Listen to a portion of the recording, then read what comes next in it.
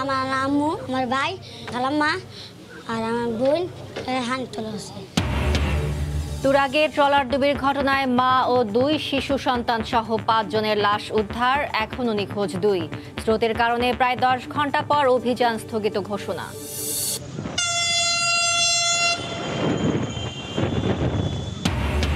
দৃশ্যপটে ঢাকাবাসীর স্বপ্ন, যানজটের ভোগান্তি থেকে মুক্তির অপেক্ষা। মেট্রো রেলের ট্রায়াল রানের দ্বিতীয় দফায় চলল প্রথম 4টি স্টেশনে।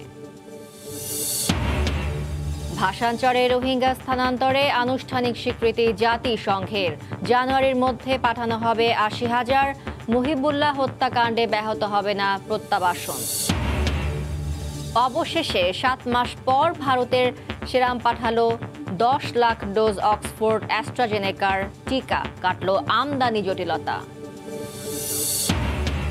এবং প্রিন্স মুসার লিগ্যাল অ্যাডভাইজার ও কাস্টোডিয়ান দাবি আব্দুল কাদেরের, বনে গেছেন বিপুল সম্পত্তির মালিক, সংশ্লিষ্টতা খতিয়ে দেখছে পুলিশ।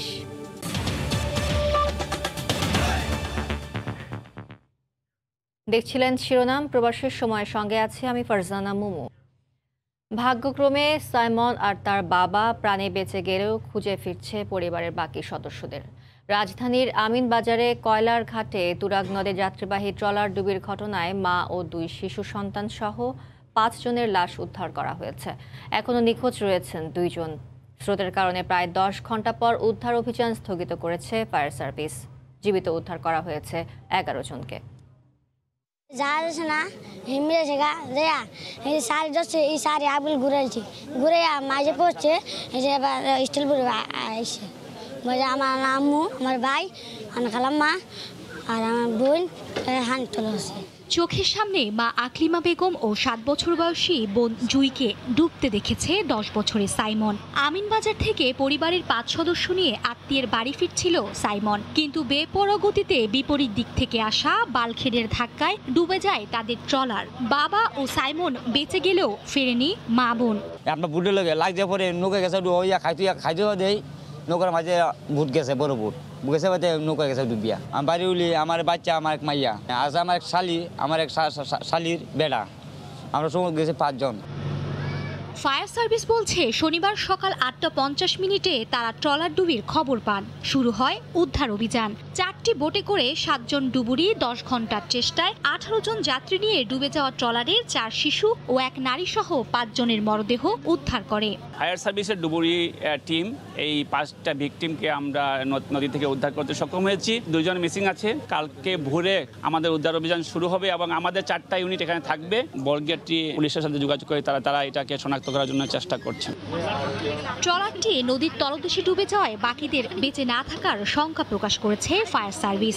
জীবিত থাকার কোনো সম্ভাবনা নাই, ট্রলারটা ডুবে গেছে, সেই ট্রলারটাকে আইডেন্টিফাই করেছি।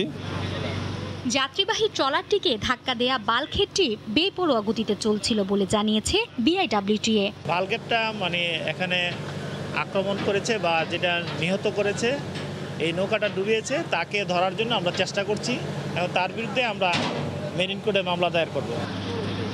আলু স্বল্পতা ও তীব্র স্রোতের কারণে প্রথম দিনের উদ্ধার অভিযান সমাপ্ত করে ফায়ার সার্ভিস। ঘটনা তদন্তে কমিটি গঠন করেছে বিআইডব্লিউটিএ। মার্জিয়া মুমু, সময় সংবাদ, ঢাকা। আবারও রাজধানীবাসী দেখল স্বপ্নের মেট্রো রেল। শনিবার সকালে দ্বিতীয়বারের মতো ট্রায়াল সম্পন্ন করল কর্তৃপক্ষ। ট্রায়ালের 4টি স্টেশন ঘুরে উত্তরার দিয়াবাড়ির ডিপোতে ফিরে যায় মেট্রো রেল। স্বপ্নের মেট্রো রেলের অগ্রগতিতে যানজট থেকে মুক্তির অপেক্ষায় নগরবাসী। তোহা খান তামিমের রিপোর্ট। নগরে মেট্রো রেল হুইসেল বাজিয়ে লাল সবুজ আর সাদার মিশেলে মেট্রোর কোচ যখন ভায়াডাক্ট স্পর্শ করে দৃশ্যপটে, তখন নগরবাসীর স্বপ্ন।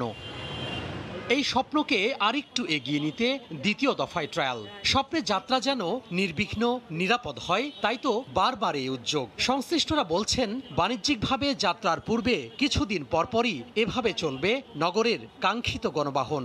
শনিবার সকাল 10:30টায় মেট্রো রেলের উত্তরা দিয়াবাড়ি ডিপো থেকে 6টি কোচ নিয়ে শুরু হয় স্বপ্নযাত্রার পরীক্ষামূলক যাত্রা।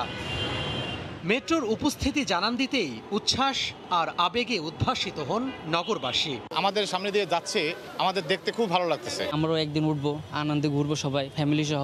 যানজটে নাকাল নগরবাসীর প্রত্যাশা, খুব শিগগিরই চালু হবে মেট্রো রেল, বাঁচবে সময় আর অর্থ। যে কোনো জায়গায় আমি যদি যেতে চাই আমার টাইমলি পৌঁছাতে পারি না। আগে আমরা এখান থেকে মতিঝিল যেতে 2 থেকে 3 ঘন্টা লাগতো, অল্প সময়ের ভিতরে 15-20 মিনিটে যেতে পারবো, এটা আমার আনন্দ ভোগ করতেছি। এর আগে গত 29 আগস্ট শুরু হয় আনুষ্ঠানিক ট্রায়াল। আগামী বছরের দেশের প্রথম উড়াল ট্রেনের বাণিজ্যিকভাবে যাত্রা শুরুর কথা রয়েছে। নগরবাসীর একসময়ের লালিত স্বপ্ন এখন বাস্তবতার দোরগোড়ায়। একটু একটু করে ভায়াডাক্টের ওপরে লাল সবুজের মিশেলে মেট্রো কোচ জানান দিচ্ছে খুব বেশি দেরি নয়, যেদিন শহরের মেট্রো ধরে নগরবাসী যাবে গন্তব্যে আপন আলোয় উদ্ভাসিত হয়ে। তোহা খান তামিম, সময় সংবাদ, ঢাকা। বদলে যাচ্ছে ঢাকা থেকে তামাবিলের 265 কিলোমিটার সড়ক। সব মিলে এই প্রকল্পে ব্যয় হবে 30,000 কোটি টাকার মতো।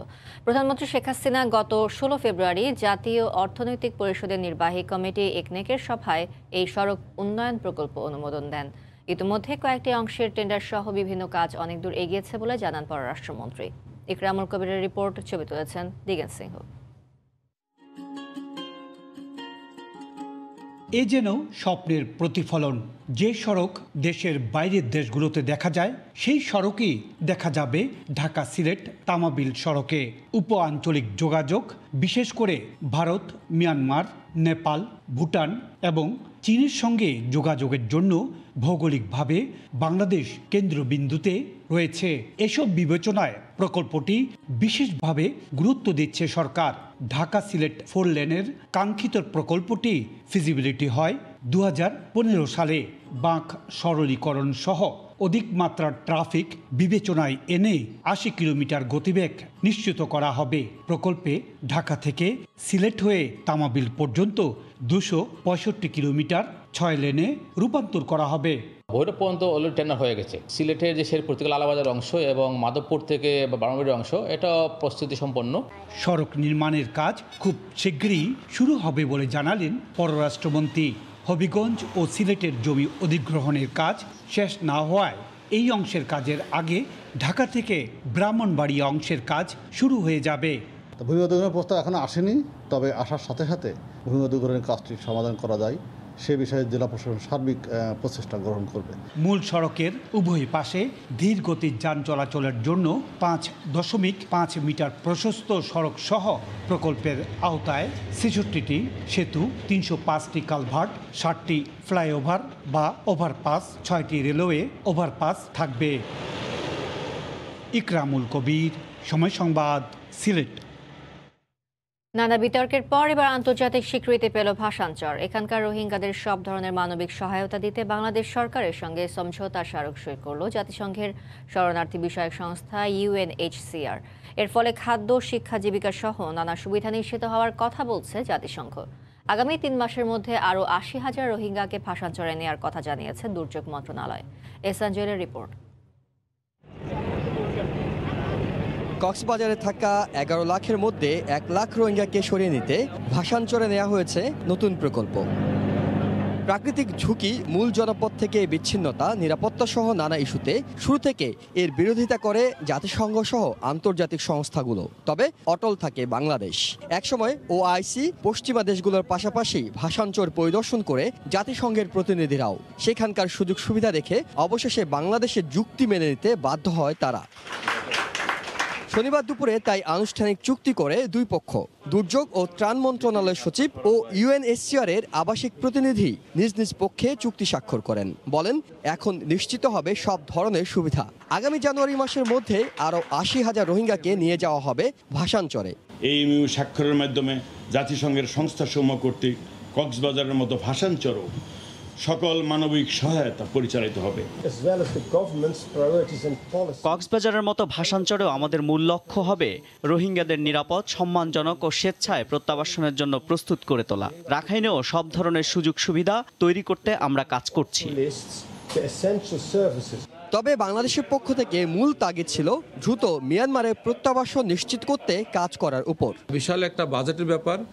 লোকাল NGOদের যে ফান্ড, তারা জানিয়েছে যে তারা তাদের কন্টিনিউ করতে অসুবিধা হবে। ফাইনালি তারা সমঝোতায় আসে যে এখানে ইউএনএইচসিআরকে হ্যান্ডওভার নিতে হবে। জাতিসংঘ দায়িত্ব নেওয়ার পর ভাষাঞ্চলে বিভিন্ন দেশ ও দাতা সংস্থার পক্ষ থেকে দেয়া অর্থের যোগান হবে সমন্বিতভাবে।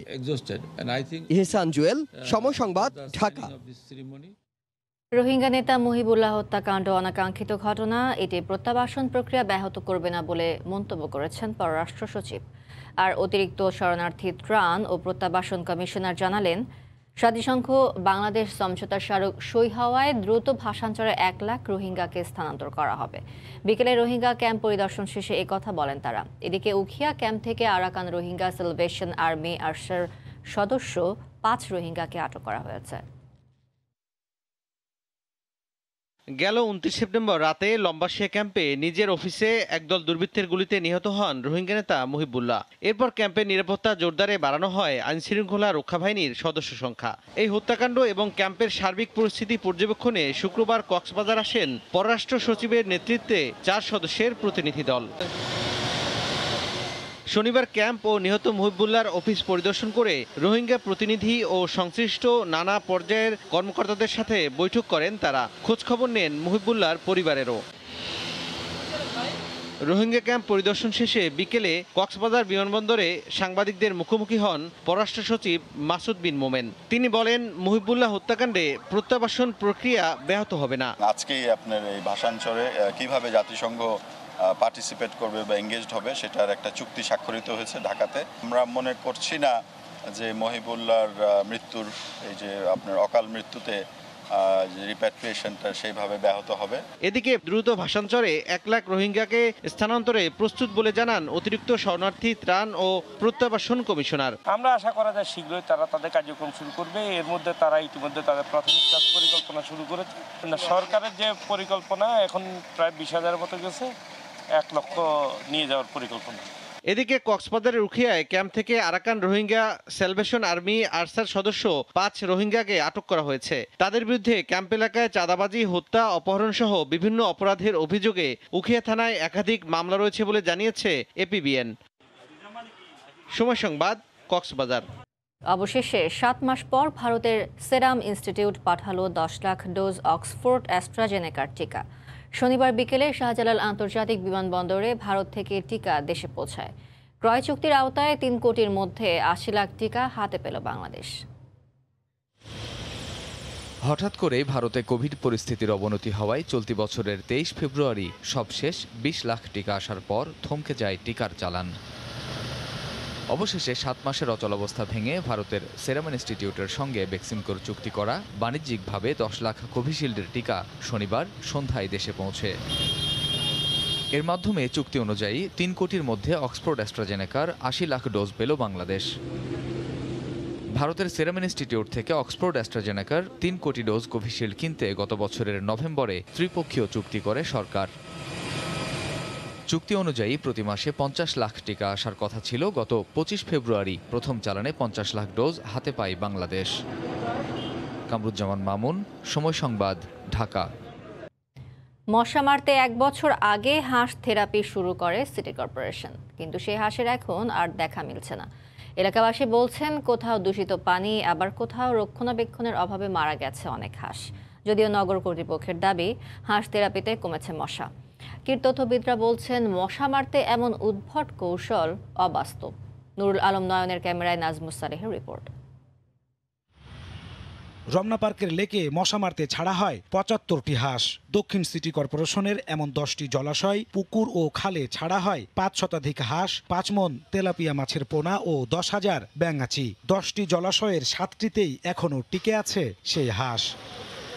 এর ভিন্ন চিত্রও আছে। এই পানিতেই মশা মারতে ছাড়া হয়েছিল বেশ কিছু হাঁস, তেলাপিয়া মাছ আর ব্যাঙ। স্থানীয়রা বলছেন, কদিন না যেতেই পানির বিষক্রিয়ায় মারা যায় সবগুলোই। পুরান ঢাকার ড্রেনের কেমিক্যাল মিশ্রিত পানি, ঘরের ময়লা আবর্জনা সবই ফেলা হয় এই পানিতে। এই পানিতে নামানো হাঁসগুলোর একটিও জীবিত নেই, মারা গেছে তেলাপিয়া আর ব্যাঙাচিও। ময়লা পানি আছে সব, এটার কারণে মাছ ব্যাঙ যা আছে সব মারা গেছে। হাঁস এবং মাছ এগুলো সব মারা গেছে। মহানগর নাট্যমঞ্চের এই পুকুরেও মার্চ মাসে ছাড়া হয় 70টি হাঁস। 8 মাসের মাথায় গিয়ে পাওয়া গেল না হাঁসের দেখা। হাঁস নিয়ে গেছে কমিশনারের লোকজন দেখাশোনা করছে, দেখাশোনা করার পরে তারা হাঁস খায় বলেছে। এখানকার দুটি চৌবাচ্চাতে ছাড়া হয়েছিল কয়েক কেজি তেলাপিয়া আর ব্যাঙাচি। চৌবাচ্চাগুলো এখন পানি শূন্য। মশা আছে মানে প্রচুর পরিমাণে, এখানে প্রচুর মশা ভাই। তবে সিটি কর্পোরেশন বলছে হাঁস থেরাপির সুফল মিলতে শুরু করেছে। কিউলেক্স মশা নিধনের ক্ষেত্রে আমরা বেশ কার্যকারিতা লক্ষ্য করেছি এবং এটা আমরা আগামী অর্থবছরে এই কার্যক্রমগুলো আমরা অব্যাহত রাখব। আর বিশেষজ্ঞরা বলছেন ভিন্ন কথা। হাঁস দিয়ে কিউলেক্স মশা কখনোই নিবারণ করা যায় নাই, এখনও যাচ্ছে না, ভবিষ্যতেও যাবে না, কারণ হাঁসের খাদ্য কিউলেক্স মশা লার্ভা না। পরীক্ষামূলক এই প্রকল্পের খরচ ধরা হয়েছিল 2,20,000 টাকা। নাজমুস সালেহী, সময় সংবাদ, ঢাকা। মশা নিয়ন্ত্রণে নিজেদের জলাধার পরিষ্কার রাখতে বিভিন্ন বিভাগ ও অধিদপ্তরকে চিঠি দিচ্ছে সিটি কর্পোরেশন। ব্যবস্থা না নিলে জরিমানা কিংবা মামলা ছাড়া আর কোনো বিকল্প থাকবে না, এমন হুঁশিয়ারি দিলেন ঢাকা উত্তরের মেয়র। আর এখনও ডেঙ্গু নিয়ন্ত্রণে না আসায় সাম্প্রতিক বৃষ্টি আর নগরবাসীর উদাসীনতার উপর দায় চাপাচ্ছেন তিনি। একটুখানি ফাঁকা জায়গা পেয়ে খেলছে শিশুরা, অথচ তার পাশের জলাধারই ময়লা আবর্জনায় বদ্ধ।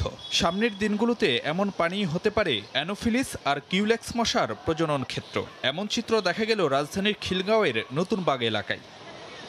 কখনো এডিস, কখনো কিউলেক্স। বছরের বড় একটি সময় ধরে রাজধানীর বাসিন্দাদের অতিষ্ঠ থাকতে হয় নানা ধরনের মশার উৎপাতে, যা প্রতিরোধে পদক্ষেপ কতটা কার্যকর তা নিয়ে প্রশ্ন আছে নগরবাসীর। এটা ঠিকঠাক মতো তো সবার উদ্যোগ নিয়ে পরিষ্কার রাখতে হবে, কিন্তু সবাই তো উদ্যোগ নিতে আসে না। তারা সম্পূর্ণ করে না, তারা জানি দায়িত্ব নিয়ে তাদের যেই সেকশনে আছে তারা যদি কাজগুলো করায় তাহলে সবার জন্য মঙ্গল হয়।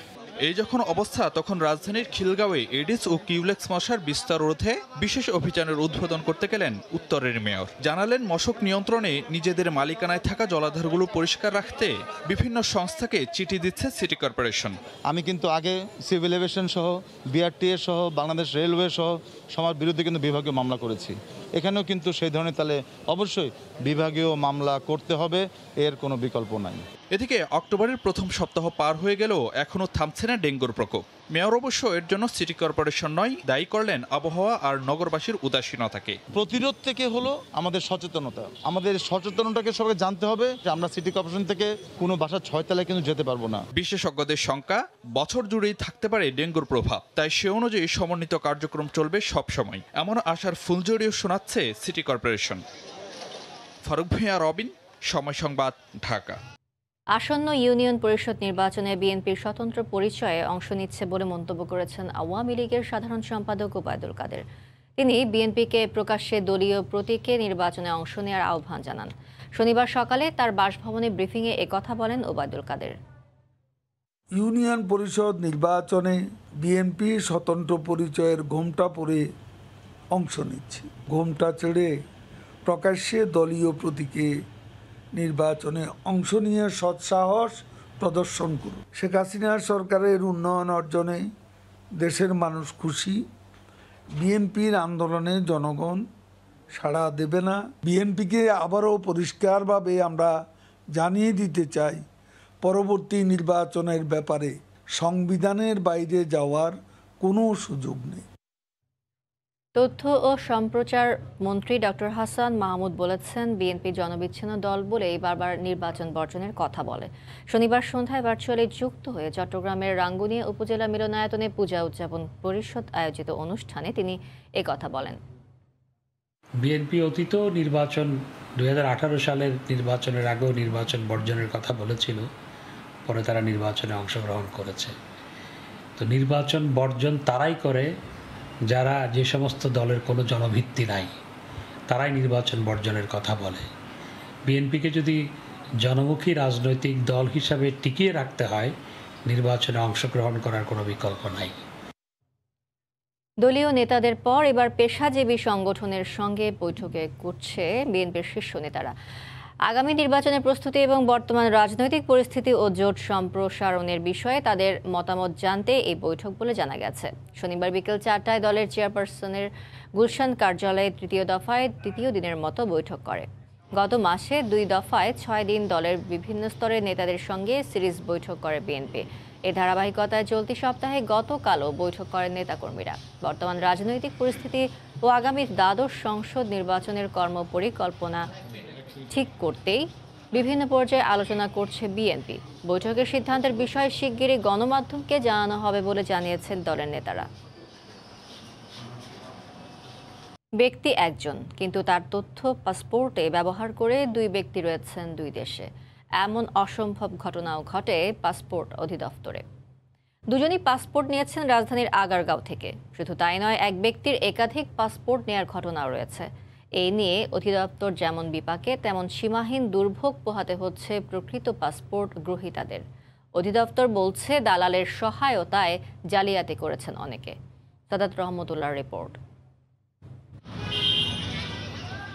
নিজের পাসপোর্টের তথ্য চুরি হয়ে গেছে রাইসুল ইসলামের। তার তথ্য ব্যবহার করে বিদেশ চলে গেছেন আরেকজন।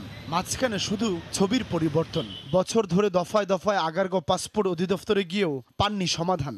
আশ্বাস আর দপ্তরের টেবিলে আটকে আছে তার বিদেশ যাত্রা। এখানে ফ্যাক্টটা হচ্ছে যে আমার নাম, আমার পিতার নাম, আমার মাতার নাম, প্লাস হচ্ছে আমার জন্ম তারিখ, এই চারটা ইনফরমেশন আরেকজনের সাথে ম্যাচ হয়ে গেছে। এই যে আমি 1 বছর ধরে পাসপোর্টটা পাচ্ছি না, প্লাস হচ্ছে আমি চিন্তা করেছিলাম যে সেপ্টেম্বর ইনটেকে আমি হচ্ছে হায়ার স্টাডিজ জন্য অ্যাপ্লাই করব, কিন্তু বর্তমানে এটার জন্য আমি পাসপোর্টের এই সাফারিংয়ের কারণে আমি এখন অ্যাপ্লাইটাও করতে পারছি না। শুধু রাইসুল নন, তার মতো এমন ঘটনা আরও রয়েছে।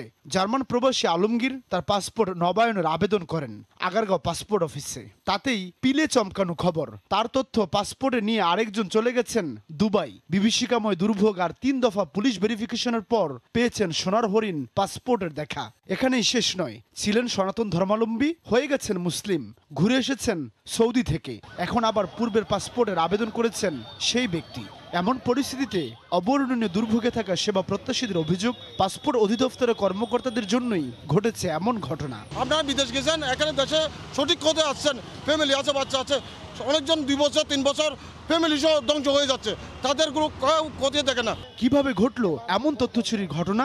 দোষী বা কারা? এমন প্রশ্নে অনেকটাই দায়সারা পাসপোর্ট অধিদপ্তর। তাদের দাবি, 2014 সালে এমআরপি পাসপোর্টের আঙুলের ছাপ জালিয়াতি করে এক ব্যক্তি নিয়েছেন একাধিক পাসপোর্ট। ঘটেছে তথ্য চুরির মতো ঘটনা। একটা যুগে একজনের পাসপোর্ট আরেকজনে নিয়ে চলে গেছে, সেটা হলো হাতে লেখার যুগ। আমার একটা পাসপোর্ট ছিল, ওইটাকে আমি লুকাইয়া আগারগাঁও থেকে না করে কুড়িগ্রাম থেকে আরেকটা পাসপোর্ট, কারণ এটার সাথে একটা লিঙ্ক ছিল না, তার তথ্য যাচাই করা যেত না। এমআরপি যখন আসলো তখন ফিঙ্গারপ্রিন্ট মিসম্যাচ করে কিছু পাসপোর্ট নিয়েছে। এই পাসপোর্ট আসার পরে সুযোগটা নামের ভুল এবং তথ্য পরিবর্তন করার জন্য সরকার নীতিমালা করে দিয়েছে। জাতীয় পরিচয়পত্র সহ প্রকৃত তথ্য উপস্থাপন সাপেক্ষে দেওয়া হচ্ছে পাসপোর্ট। তার মায়ের নামে একটা গত 30 বছর যাবত, এখন সে আরেকটা নাম চাচ্ছে। তো সেটা তো অনেক নেসেসারি পেপার আছে, সেটা কোনো কোনো ক্ষেত্রে হয়তো কোনোদিনই হবে না।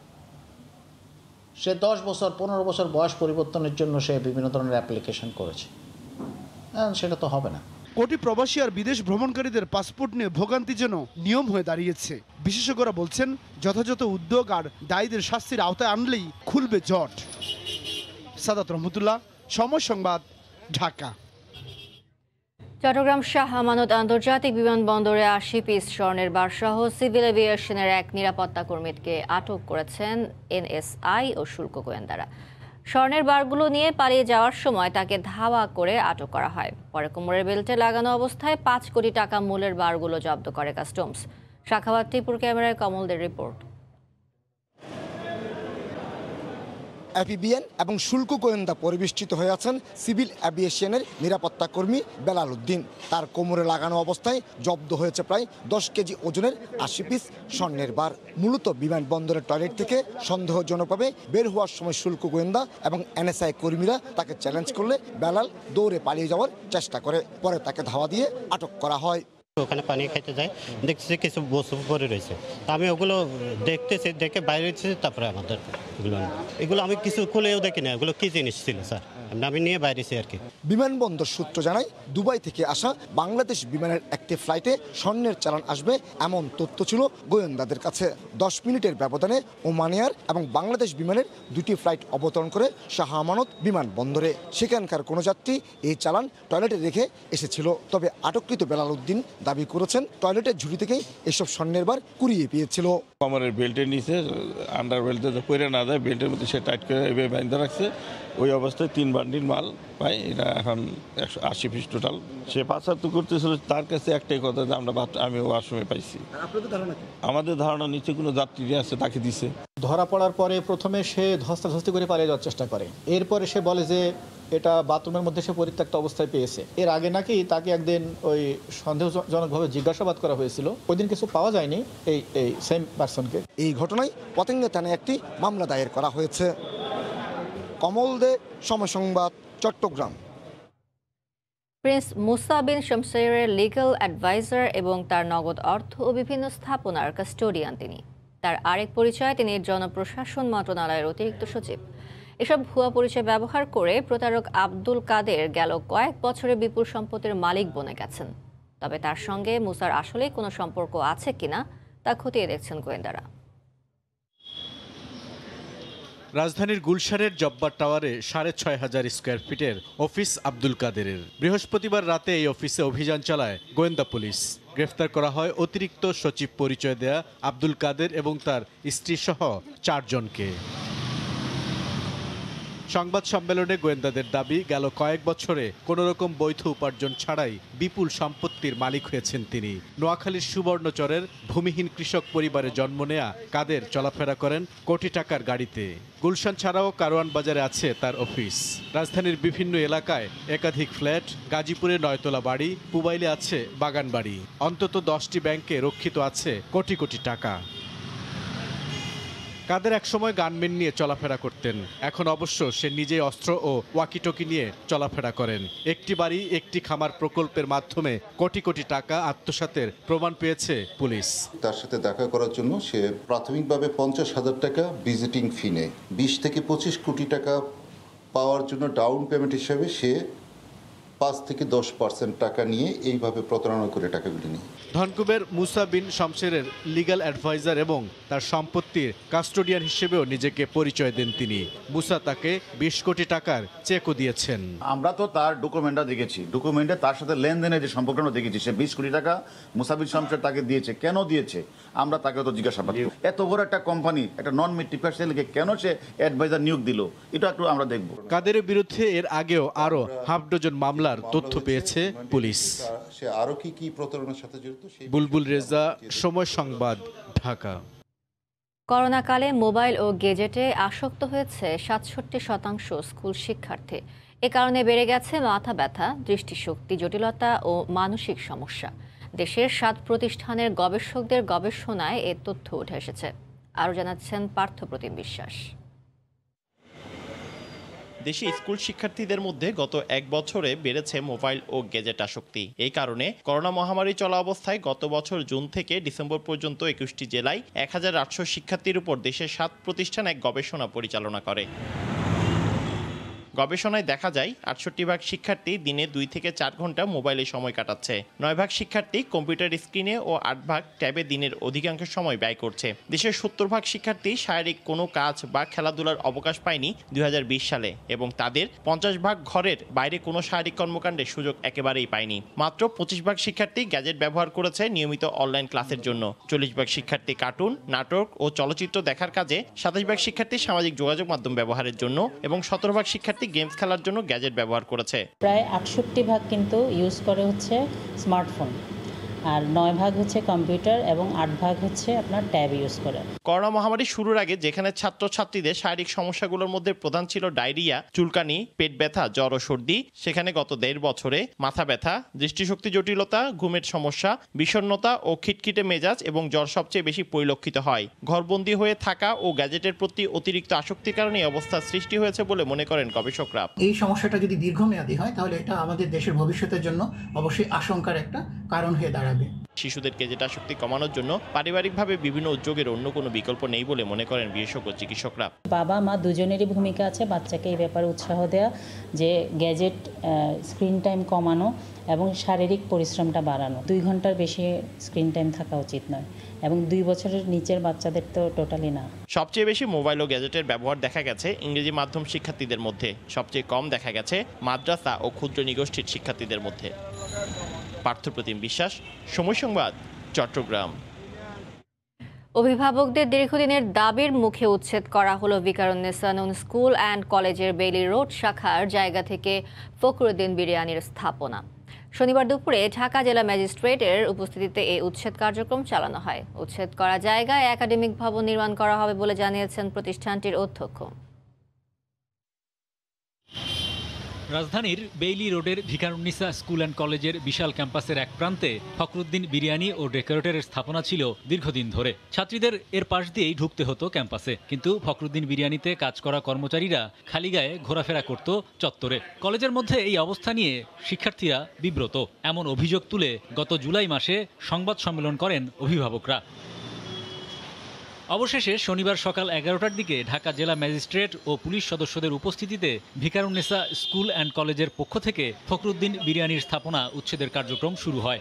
একে একে বের করা হয় টিন শেডের বিশাল রান্নাঘরের সরঞ্জাম। ট্রাকে ট্রাকে মালপত্র দুপুরের মধ্যেই সরে নিতে থাকে তারা। ভাঙা হয় স্থাপনাও। চুক্তির মেয়াদ শেষ হলেও তারা স্থাপনা ছেড়ে চলে যেতে গড়িমসি করছিল বলেই উচ্ছেদ করা হচ্ছে বলে জানা যায়। যদিও ভিন্ন কথা বলছে ভাড়াটিয়া ফখরুদ্দিন বিরিয়ানির প্রতিনিধিরা। জোরপূর্বক কোনো নোটিশ নাই, কোনো কাগজ নাই উচ্ছেদের, এগুলি ছাড়াই তারা আমাদেরকে সব কিছু ভেঙে দিল। আমাদের এখন যে আমরা কোথায় যাব, আমাদের সব ব্যবসা বন্ধ হয়ে গেল। উচ্ছেদের বিষয়ে ক্যামেরার সামনে কথা বলতে রাজি না হলেও ভিকারুন্নিসা স্কুল অ্যান্ড কলেজের অধ্যক্ষ কামরুন নাহার জানান, সরকারের সিদ্ধান্তে উচ্ছেদ করা জায়গায় একাডেমিক ভবন নির্মাণ করা হবে। হরিপদ সাহা, সময় সংবাদ, ঢাকা। মাত্র একদিনের ব্যবধানে মোংলা বন্দরের দুবলার চরে ডুবে গেল পাথর বোঝাই একটি লাইটারেস জাহাজ। ভাসমান অবস্থায় উদ্ধার করা হয়েছে জাহাজের 10 নাবিককে। মোংলা প্রতিনিধি মাহমুদ হাসানের পাঠানো তথ্য, ছবি নিয়ে রিপোর্ট। কোস্টগার্ড জানায়, মোংলা বন্দরের বাইরে ফেয়ারওয়ে এলাকা থেকে 1200 মেট্রিক টন পাথর নিয়ে খুলনার দিকে যাচ্ছিল এমভি বিউটি লোহাগড়ার 2 নামে একটি লাইটারের জাহাজ। শনিবার ভোরে দুবলার চর এলাকায় পৌঁছালে জাহাজটি চরে আটকা পড়ে।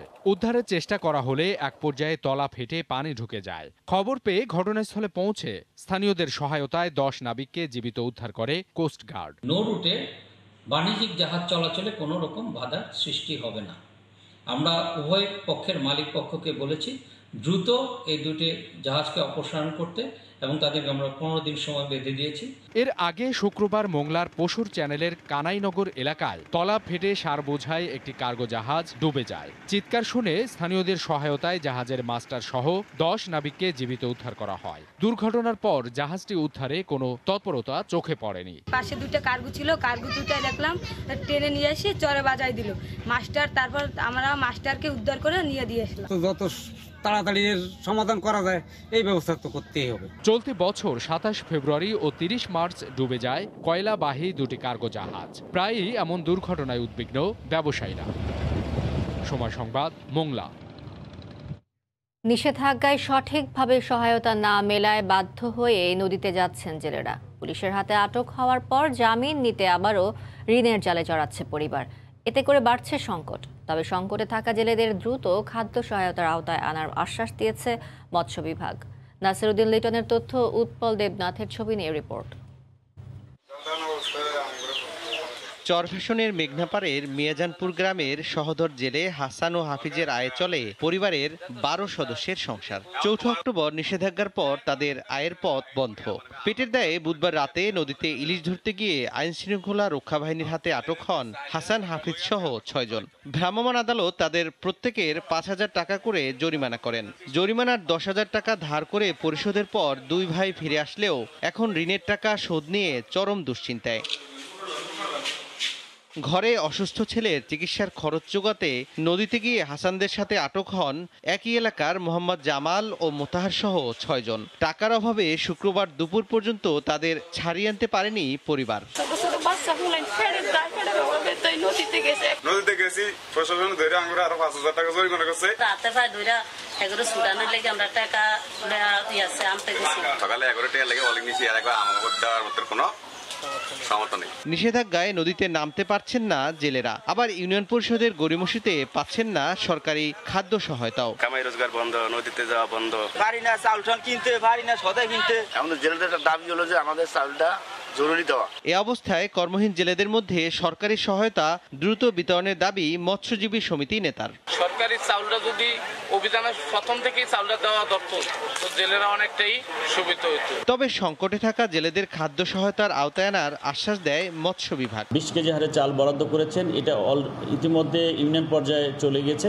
আমরা আশা করছি 2-1 দিনের মধ্যে এই চাল আমরা জেলেদের মাঝে বিতরণ করতে পারবো। নিষেধাজ্ঞা অমান্য করায় জেলায় প্রথম 4 দিনে 54 জনের জেল জরিমানা হয়েছে। যুক্তরাষ্ট্রের ভাইস প্রেসিডেন্ট কামালা হ্যারিস তার ওয়াশিংটনের বাড়িটি বিক্রি করেছেন। দাম নেওয়া হয়েছে 18,50,000 মার্কিন ডলার, বাংলাদেশি মুদ্রায় 16 কোটি টাকা। মূলত সুযোগ বুঝে অর্থনৈতিক ফায়দা নিতেই তিনি এমনটি করেছেন বলে জানা গেছে। যুক্তরাষ্ট্র থেকে লস্কর আল মামুনের রিপোর্ট।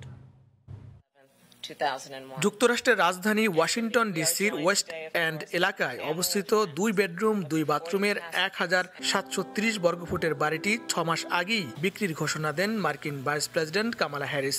অবশেষে সেটি বিক্রি হয়েছে। 2017 সালের অক্টোবরে $17,50,000 দিয়ে ওই বাড়িটি কিনেছিলেন কামালা হ্যারিস ও তার স্বামী ডগ এমহপ। মার্কিন রিয়েল এস্টেট ওয়েবসাইট জিলোর তথ্য থেকে জানা যায়, গত এপ্রিলে বাড়িটি বিক্রির ঘোষণা দিয়েছিলেন কামালা হ্যারিস ও ডগ এমহপ। শুরুতেই তারা দাম হেঁকেছিলেন 19,95,000 মার্কিন ডলার, যা বাংলাদেশি মুদ্রায় প্রায় 17 কোটি টাকা। ওই দামে বিক্রি না হওয়ায় পরে মূল্য কমিয়ে গত জুলাই মাসে $18,50,000 নির্ধারণ করা হয়। মূলত সুযোগ বুঝে অর্থনৈতিকভাবে লাভবান হতেই এমনটি করা হয়েছে বলে জানা গেছে। গত মার্চে ক্যালিফোর্নিয়ার সান ফ্রান্সিসকোর একটি অ্যাপার্টমেন্ট $8,60,000 বিক্রি করেছিলেন কামালা হ্যারিস। বিক্রি করে দেয়া ওই অ্যাপার্টমেন্ট ও বাড়ি ছাড়াও আরও কয়েকটি সুন্দর বাড়ি রয়েছে কামালা হ্যারিস ও ডগ এমহপ দম্পতির। কামালা হ্যারিস চলতি বছরের জানুয়ারিতে যুক্তরাষ্ট্রের ভাইস প্রেসিডেন্ট হিসেবে দায়িত্ব নেন। বর্তমানে কামালা ও তার স্বামী ডগ এমহপ বাস করেন ওয়াশিংটন ডিসির ইউএস নেভাল অবজারভেটরির যুক্তরাষ্ট্রের ভাইস প্রেসিডেন্টের সরকারি বাসভবনে। লস্কর আল মামুন, সময় সংবাদ, যুক্তরাষ্ট্র। বিতর্কিত কৃষি বিল বাতিলের দাবিতে গেল 1 বছর ধরে ভারতে চলছে কৃষি আন্দোলন। এছাড়া লকডাউনে যখন সুপার স্টোরগুলো বন্ধ হয়ে যায়, তখন মুদি দোকানগুলোই ছিল ভরসা। উত্তর কলকাতার পূজা মণ্ডপের থিমে এবার ফুটে উঠেছে এমন বিষয়গুলো। বিশ্বজিৎ দাসের ক্যামেরায় সুব্রত আচার্যের রিপোর্ট। 1947 সালের আগে কিংবা পরে ভারতবর্ষে অনেকবারই ঘটেছে কৃষি বিদ্রোহের ঘটনা। তাদের ন্যায্য দাবিতে কাস্তে হাতুড়ি নিয়ে নামতে হয়েছে রাস্তায়, করতে হয়েছে আমরণ অনশন। কৃষকরা বরাবরই থেকেছেন শাসকের পায়ের নিচে। ছবির মতো সেই সব ঘটনাকেই তুলে আনায় মণ্ডপের উদ্বোধনের আগেই ভিড় চোখে পড়ল এই পূজায়। রাজধানী দিল্লিতে 1 বছর আগে কৃষকরা আন্দোলনে নেমেছিলেন, আর তাদের উপর ট্রাক্টর চালিয়ে দেওয়ার অভিযোগ উঠেছিল বর্তমান কেন্দ্রীয় বিজেপি সরকারের বিরুদ্ধে। আর সেই মর্মান্তিক ঘটনার ছবি উঠে এলো উত্তর কলকাতার দমদম ভারত চক্র ক্লাবের এবারের পুজোর বিষয় ভাবনায়। জানিয়ে ইতিমধ্যেই শোরগোল পড়ে গিয়েছে গোটা ভারতে। 2020 সালে ভারতে লকডাউনে বন্ধ হয়ে যায় সব ধরনের সুপার মল। 3 রাস্তার মোড়ে কিংবা পাড়ার ছোট্ট গলির মুদি দোকানই ছিল একমাত্র ভরসা। দমদম তরুণ সংঘের এবারের বিষয় ভাবনায় উঠে এসেছে সেই মুদি দোকান। এই কোভিড পরিস্থিতিতে প্রচুর কাজ করেছি, মানে আপনি দেখাতে পারবেন না। আমি জানি না কেউ কোনো একটা ক্লাব, আমাদের মতো ক্লাব 4খানা অক্সিজেন কনসেন্ট্রেটর কিনে আমরা রেখে দিয়েছি। এছাড়াও এবার নজর কেড়েছে উত্তর কলকাতার শ্রীভূম স্পোর্টিং ক্লাবের পূজা। এবার তাদের থিম বিশ্বের বৃহত্তম টাওয়ার বুর্জ খলিফা, যাকে দুবাই টাওয়ারও বলা হয়। পূজার মণ্ডপে ঢুকতেই মনে হবে আপনি কলকাতা নয়, দুবাই প্রবেশ করছেন। সুব্রত আচার্য, সময় সংবাদ, পশ্চিমবঙ্গ, ভারত। শেষ সময়ে বাংলাদেশের বিশ্বকাপ স্কোয়াডে যুক্ত হলেন পেসার রুবেল হোসেন। এক সংবাদ বিজ্ঞপ্তিতে বিষয়টি জানিয়েছেন বাংলাদেশ ক্রিকেট বোর্ড। বিশ্বকাপে স্কোয়াডের বাড়তি সদস্য হিসেবে থাকবেন রুবেল, আর দেশে ফিরে আসছেন লেগ স্পিনার আমিনুল ইসলাম বিপ্লব। এদিকে বিশ্বকাপের প্রস্তুতি ম্যাচ খেলতে কাল আবুধাবি যাচ্ছে টাইগাররা। টি-20 বিশ্বকাপের চূড়ান্ত দলে পরিবর্তন আনার জন্য 10 অক্টোবর পর্যন্ত সময়সীমা বেঁধে দিয়েছে আইসিসি। এর মধ্যে অনেক দলই এই সুযোগ কাজে লাগিয়েছে। একেবারে শেষ মুহূর্তে বাংলাদেশ দলও সুযোগ লুফে নিল। মূল 15 জনের স্কোয়াডে কোনো পরিবর্তন আসেনি। এতদিন স্ট্যান্ড বাই হিসেবে থাকা রুবেল এখন দলের বাড়তি সদস্য হিসেবে থাকবেন। বিশ্বকাপ চলাকালে বাকি ক্রিকেটারদের সঙ্গে অবস্থান করবেন রুবেল। এখন পর্যন্ত 28 আন্তর্জাতিক টি-20তে 28 উইকেট নিয়েছেন এই পেসার। এদিকে নতুন সূচি অনুযায়ী রোববার বাংলাদেশ সময় রাত 8টায় আবুধাবির উদ্দেশ্যে যাত্রা শুরু করবে টিম টাইগার্স।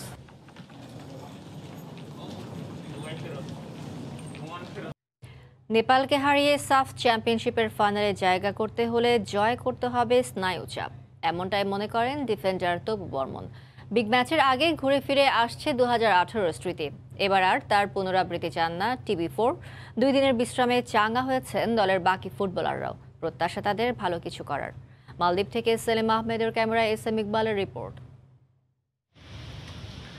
খেলার মাঠে প্রতিপক্ষের সঙ্গে তো লড়তেই হয়, একই সঙ্গে লড়াই থাকে নিজের বিপক্ষেও। সেই অদৃশ্য শত্রুর নাম স্নায়ুচাপ। বিগ ম্যাচে অনেক সময় এটাই হয়ে দাঁড়ায় আসল প্রতিপক্ষ।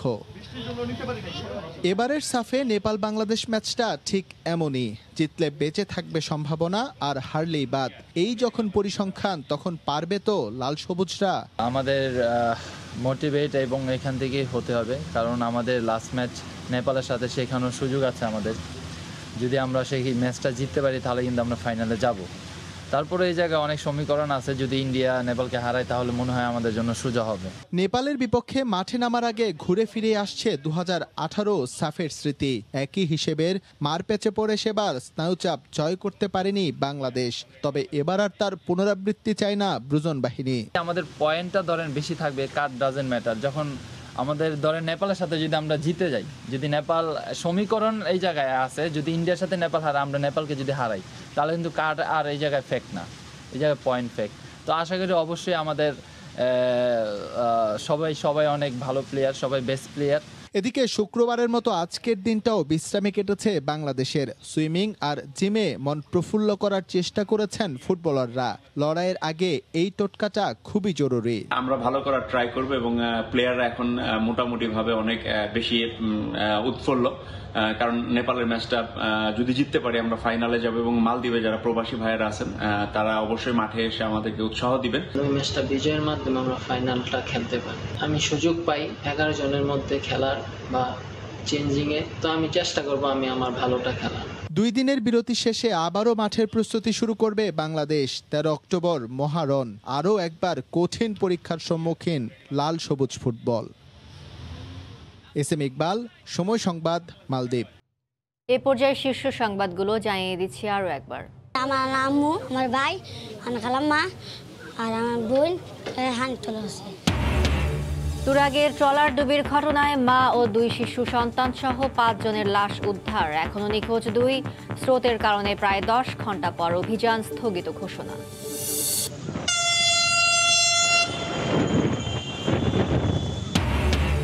দৃশ্যপটে ঢাকাবাসীর স্বপ্ন। যানজটের ভোগান্তি থেকে মুক্তির অপেক্ষা। মেট্রো রেলের ট্রায়াল রানের দ্বিতীয় দফায় চলল প্রথম 4টি স্টেশনে। এবং ভাষান্তরে রোহিঙ্গা স্থানান্তরে আনুষ্ঠানিক স্বীকৃতি জাতিসংঘের। জানুয়ারির মধ্যে পাঠানো হবে 80,000। মুহিবুল্লাহ হত্যাকাণ্ডে ব্যাহত হবে না প্রত্যাবাসন। এই ছিল প্রবাসের সময়। সঙ্গে থাকুন সময়।